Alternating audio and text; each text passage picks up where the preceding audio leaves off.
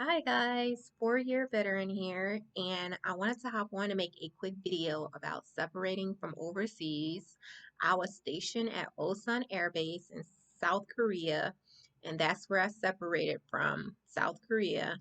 My separation date was December 2021, so I made like a checklist to help other service members so that they'll have a smooth transition if they're in a similar situation like me. So if you see me looking over, it's because I want to make sure I hit all these important notes. So my first note is I was stationed at Osan, so I had to catch the bus to Camp Humphreys to clear and get my paperwork. And I had to clear from Suwon. So the bus is free. Just make sure you get an updated bus schedule from the ticket and travel office on Osan. Um, I believe like a taxi ride from Osan to Camp Humphreys may run like $30. Um, and I had my leadership to give me a ride to Suwon because I don't remember a bus going directly to Suwon. My second note is make sure you get your clearing papers in time from your S1 clerk. Um, Stay in constant communication with the transition office in Camp Humphreys because I was in the Army and Osan Airbase was the Air Force.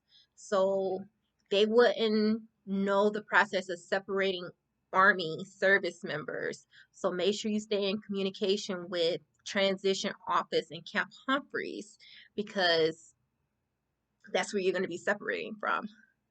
Um, Note three I have before you get on US soil, make sure you have a private sector resume and a federal resume.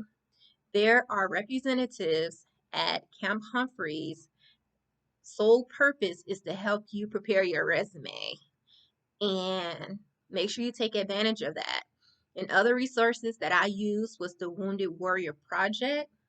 They also have great representatives to help you with your resume.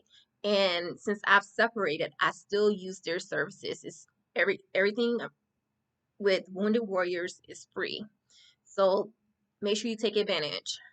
And another for your federal resume, make sure you get as much help as you need because it's not easy. Um, I will list some resources in the drop down section that might help you. The fast federal resumes for a fee will do your federal resume for you just so you can have a template and you'll know what goes on a federal resume and where and what information you would need on your federal resume. But that is for a fee. My fourth note is take your mock interviews very seriously. Take your mock interviews very seriously because while you're transitioning, you're going to be you're going to have interviews from employers who may not have military background. And you don't want to sound like a robot. Yeah, I was a 92 Alpha, I was a 92 Yankee. Like, they're going to, what is that? Like, make sure you practice sounding like a professional and you know how to explain your duties that you did in the military in civilian lingo so that someone who do not have military experience understand what you did in the military. So you can get a lot of practice with that during your transition at Camp Humphreys. They're going to do like mock interviews with you, and once you have the confidence, start doing actual virtual interviews with HireHeroesUSA.org. That's where I did all my interviews. And because I was overseas, my interviews were at 2 a.m., 1 a.m., midnight because I was overseas and I was preparing myself to go back to the States. And that's where I felt like I would be on the EST coast. Um, and my last note is start thinking of all the paperwork you will need while overseas. Like, I have medical paperwork, get all your medical paperwork. They can send it to you in an email, also have it in a CD. Start your BDD claim while overseas. Get that started so that when you get out, that'll be already in process and you can start having a little money in your pocket. Have proof of your vaccination because employers are going to want that information. They're going to want to have proof.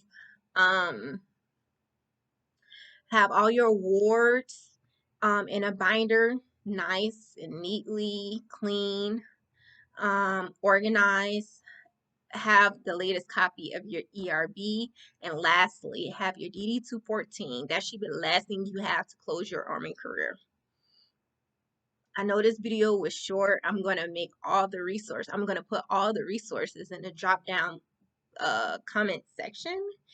And it's going to be a next video where I go into details about the 5 most important documents you would need to have in your possession while you are transitioning from overseas. All right, so thank you so much. More videos are coming, more details will be explained, but this is just a rough cut. Okay, thank you.